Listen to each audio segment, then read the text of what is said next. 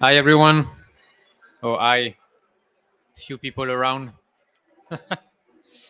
Um, and yeah, welcome also for people online. So today I'm gonna present some results and observation in Svalbard. So the presentation is based on work that has been done by several colleagues from different institutions in Svalbard. And I would like to thank Jake Kohler from Norwegian Polar Institute for most of the slides and the collaboration. Um, so let me just briefly make you recall about glacier. Glacier is this ice, this mass of ice that accumulates in high latitude or high altitude thanks to snow, and then slowly flows toward lower altitude or altitudes next to the water, where it starts to melt due to positive temperature. Um, what's it's important and why today I wanted to talk to you about this is that because of climate change, we are observing a huge impact on the cluster and especially on the glacier, and this impact might be irreversible if we go above the 1.5 degree proposed by the Paris agreements.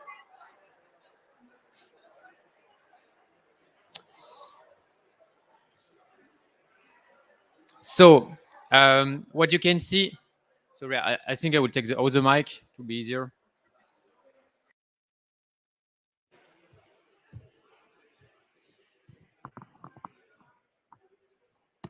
Yeah.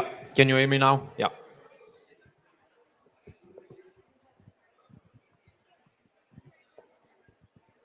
So what you can see in this figure is the temperature anomaly that show clearly that we have a global warming starting from almost 100 years ago. And now the IPCC is really, with high confidence saying that this global warming is due to anthropic and human activity. And you can see that since the second half of the century, we have a very clear trend, and we're today of around +1 degree compared to the middle of the century. So this is a clear global warming. Today, I'm going to talk to you about the Arctic. And what you can see here, two curves show the temperature in the Arctic, and the red curve shows the temperature at the global scale. And what you can see, and several people have presenting this also on the past days, especially Jason Box working in Greenland, is that we have what we call the Arctic amplification. In the Arctic, the temperature has been rising 2 to 4 times faster than globally. And today we have temperature above 3 degrees of global warming in the Arctic. And that's what it's super important to also see what's happening on the Arctic. It's not because we have 1 degree or at the global scale that we have 1 degree in the Arctic, but it could be 4 times larger. And so we've chosen this picture because it's what might the Arctic look like in a few decades or in a few years. Yeah. If temperature continue to rise at this range, we could reach +7 or +10 degree by the end of the century in the worst case scenarios. Here is the picture taken over the Greenland ice sheet. Just to highlight the fact that most of this region, even if there are polar region, are there is a lot of melt that can occur, and all of this water that is melting then go to the basis of the glacier, where it increases the glacier dynamics and might trigger glacier collapse or rapid glacier events, and also increased melting that have lots of implications. And of course, this has a lot of implication in terms of sea level rise, because as glaciers are melting, more water is conveyed to the ocean. And what you can see here is an increase of sea level rise from the earliest century. And you can see that we have a linear trend that is starting to accelerate over the past year. And of course, this is because glaciers are melting. Looks like the rates that you can see here are of around a few millimeters. So we are a bit above half a centimeter at a global scale now. You might think that few millimeters is not that much, but you have to look at the global scale, and it might be enough just to submerge lots of lands and lots of areas. So it's not about the absolute value. It's just imagine like all of this water being conveyed all around the world. And if I can take an example of what's happening in different cities, if you have just a few centimeters above, then it will change the baseline. And if you have stronger tides or stronger storms, then you could have huge flooding events where it was before unexpected. So this is a picture from Miami, so Florida. So it's not only affecting countries that are close to the poles, but everywhere. It could be countries in the US. And I wanted to take an example of Egypt, since we're in Egypt now. And what I'm showing you is based on the IPCC projection. So it's scientific facts that have been um, made visible thanks to Climate Central, which is a very nice company, and they have a very nice website where you could look at the sea level rise in all of the areas depending on all different scenario. So if you want to have a look at your regions, depending on which scenario we're heading to, just go to their website. It's very well done. And what I show you here, it's the top images. You have the Nile Delta with 1 meter sea level rise by the end of the century. And this is what's going to happen, whatever we're going to do. Whatever we're going to do, Alexandria might be an island by the end of the century. But depending on the different decisions that are going to be taken partially at the end of this scope, then we can look at different scenarios. And if we continue on the trend we are now, then the Nile Delta might look like this picture on the bottom with 3 meters sea level rise by the end of the century, and up to 10 meter by 2300. So 10 meter just literally means that there won't be any more Nile Delta by 200 years ago, 200 years in the future. You might think that 200 years is quite a lot, but it's actually just our great children that will witness this. So, on this presentation, I was supposed to talk to you about Svalbard. So we're going to move to Svalbard, and you might wonder, why would I focus on such a small area? So that's the area with the red square around it. So it's northern part of the world. It's one of the northernmost community. And I wanted to focus on this area because, oh, the image is really bad. Sorry about that. Because this is what we call the canary in the coal mine. When people used to go in coal mine, they often had a canary with them because the canary was a good indicator if there would be a gas leak or anything in the coal mine. So the canary in the coal mine means like the sentinel of what's happening. And this is what Svalbard is. So whatever happened in Svalbard will happen on the rest of the world. So it's kind of look or glimpse into the future because everything is accelerated up there in the Arctic and especially in Svalbard. That's why it's important to look in detail at what's happening on these regions. So Svalbard is this island north of everything, quite close to the North Pole. And this is where I'm working. So I'm based in Oslo, but I'm working mainly in Svalbard and at different research stations. So 60% of the island is glaciated with a lot of glaciers and a lot of potential ice melts.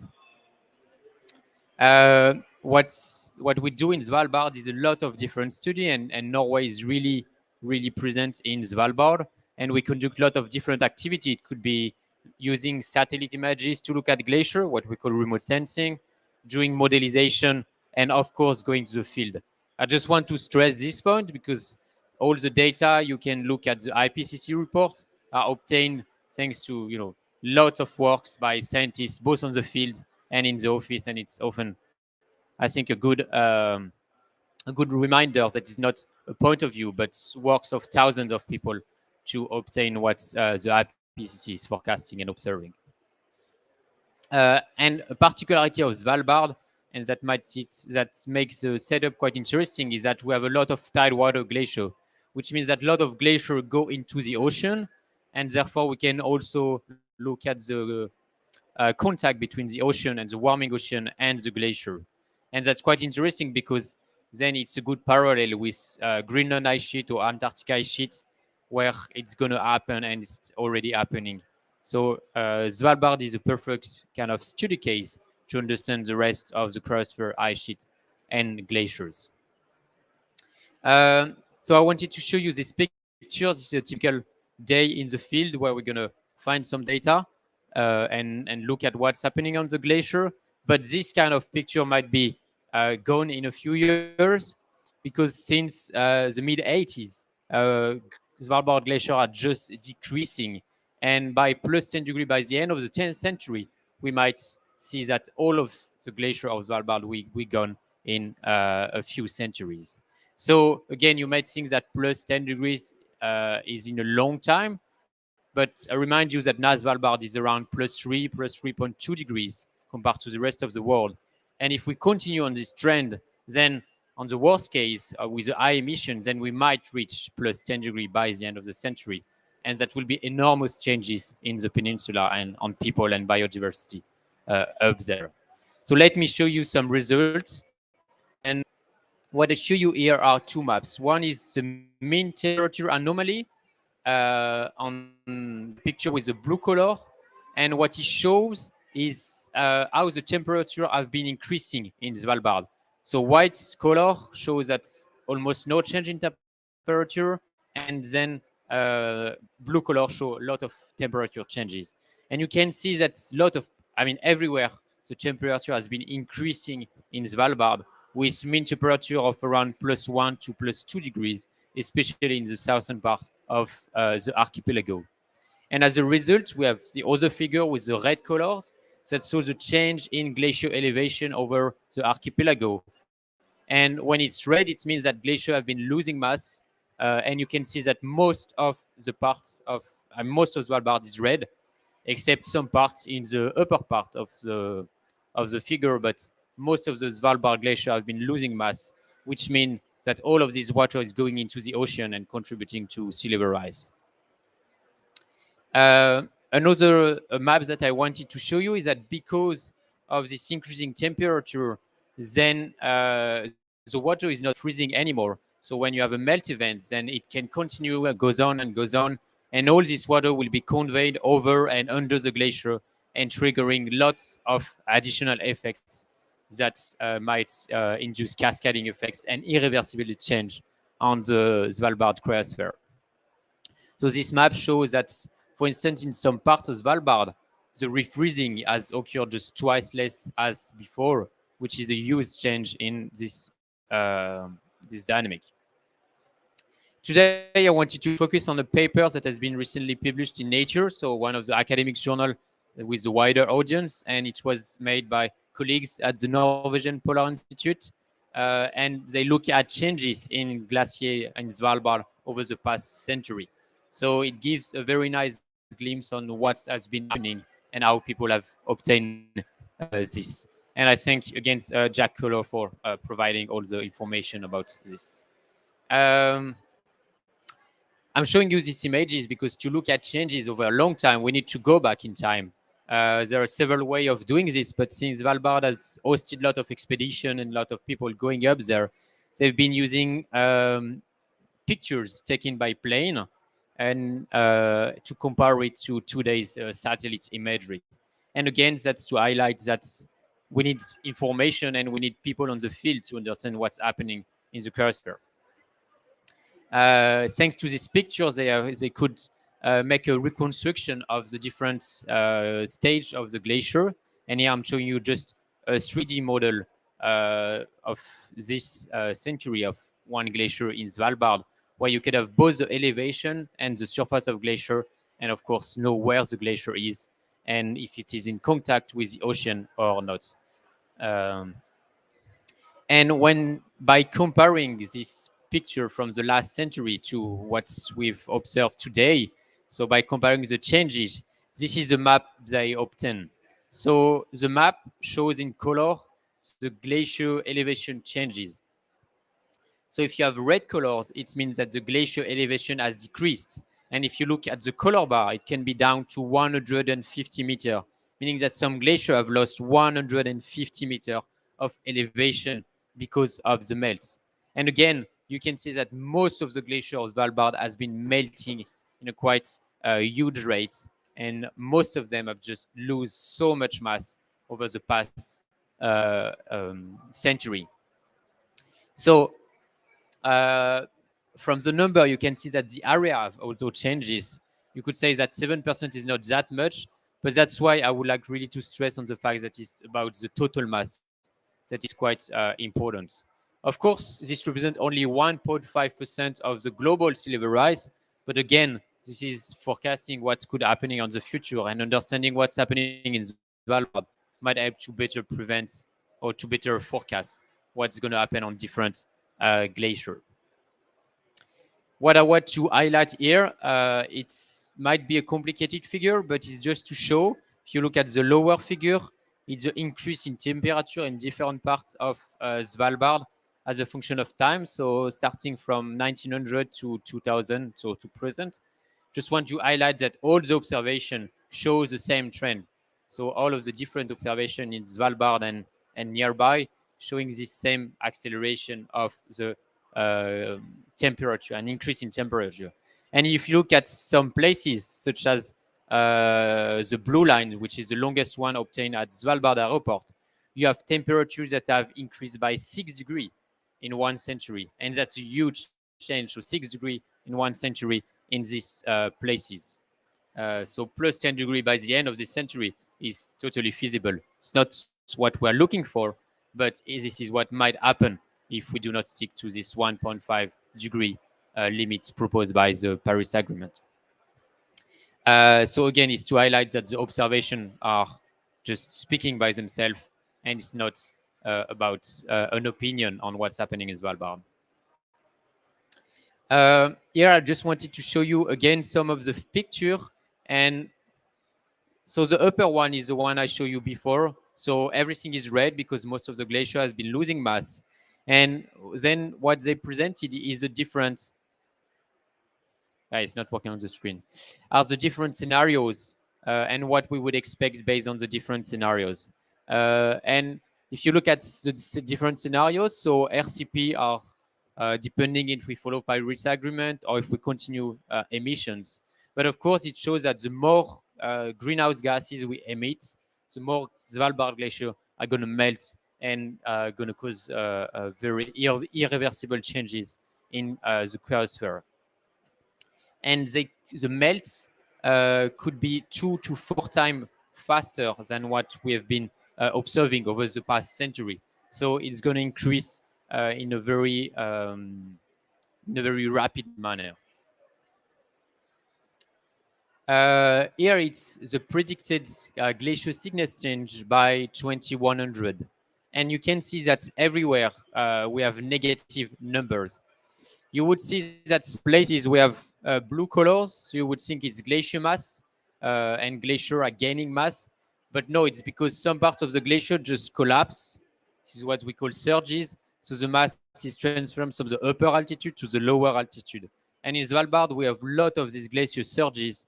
And it's important to understand also what's happening there, because this is what might happen in other regions of the world with the warming climates. And this is quite a huge natural hazard that could affect a lot of population downstream. So I give you here a brief summary.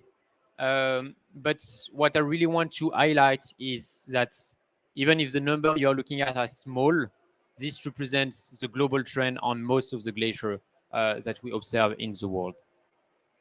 And what we expect is that it's going to be faster and faster melting. So that's why Svalbard is really important to study, to look at the rate at which it's going to change.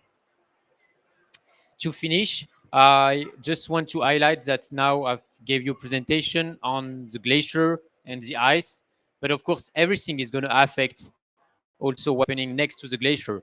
And in the Arctic, there is a lot of wildlife. So you have this nice drawing here with polar bears, seals and sea ice and what's happening in the oceans. And this is going to have cascading effects on the wildlife. And the wildlife in Arctic is also closely linked to the rest of the wildlife in the rest of the world. So glacier melting is not just about losing the beautiful glacier, but it's about sea level rise and a huge impact on the biosphere and on the food chain supply. And then a last perspective that I will show you here is that a bit about the studies that we are conducting now is just to highlight that, of course, there is a lot of negative effects from climate change, and we kind of tend to be overwhelmed by what we're observing and thinking that there is no place for a better future. But I just want to highlight that 50 years ago, it was a bit the same for the whaling, and a lot of whales were killed, and nobody was changing their opinion. But then they released the song of the humpback whale, which is what the record of the whale singing, and it changed a bit the global opinion and the public opinion.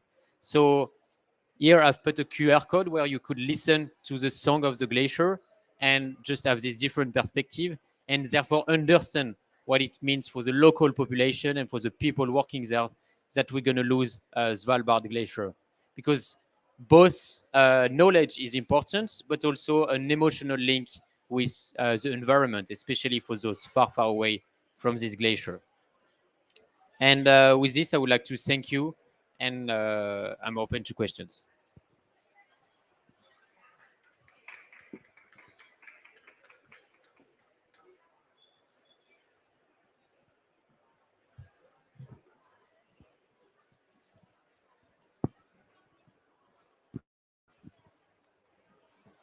Thank you, Hugo. I have a question because you mentioned the importance of retreat, collapse, and this translates to new surfaces that will be ice free. Yeah, more or less. But my question is, do you think these new ice free areas can be subject to new aggradation of permafrost, for example? If new events, now that the isolation given by the ice is gone, what could likely happen in this type of environment? Because I think you know well the type of air surface conditions and this type of parameters. Yes. Yeah. So, of course, when as glaciers are retreating, we have new land that is exposed to cold temperature, and what has been observed is a strong erosion of these lands, because the soil have been protecting from the surface for such a long time that is quite loose and not frozen. And for the glacier next to the sea, this leads to a lot of erosion. But then for the glacier inland, we start to observe, yes, an increase of permafrost, because then the upper part of the ground can start to freeze. So of course it changes the dynamic, not only on the glacier but also on the nearby areas.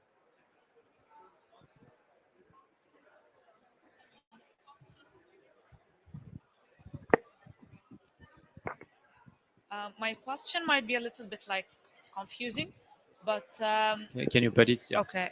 Regarding to the case you mentioned, Alexandria, it's where basically where I'm living.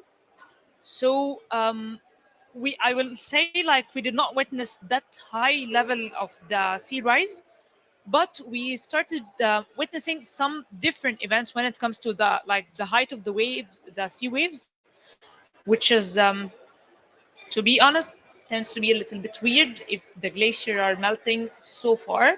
So the distance it takes till it reaches to Alexandria, which is a Mediterranean Sea, um, seems a little bit weird.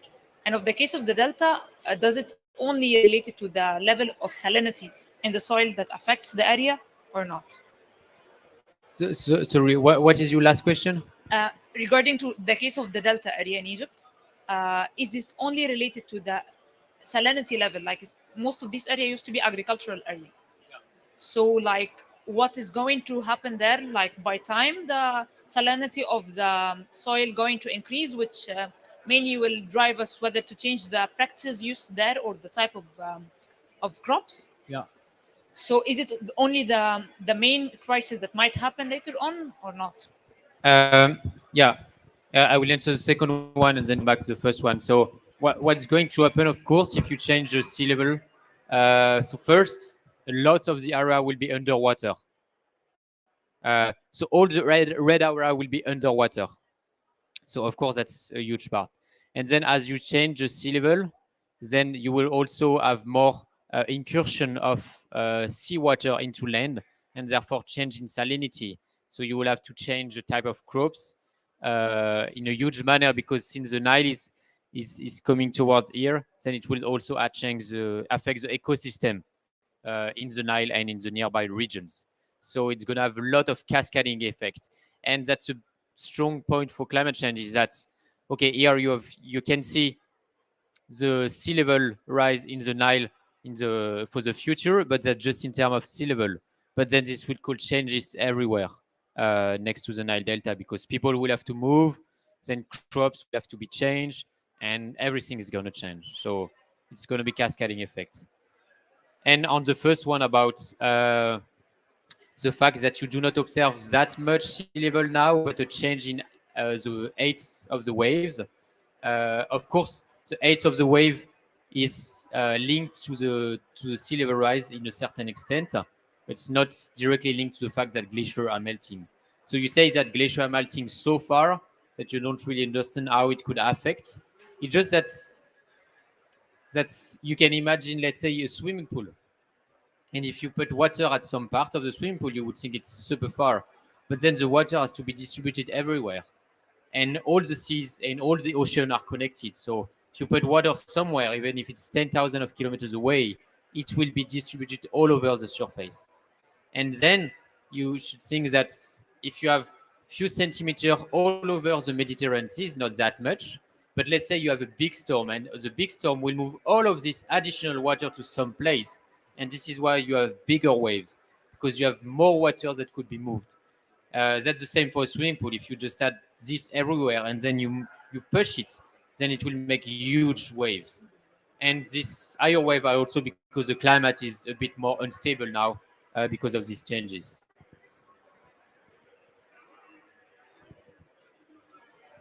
Great, thanks.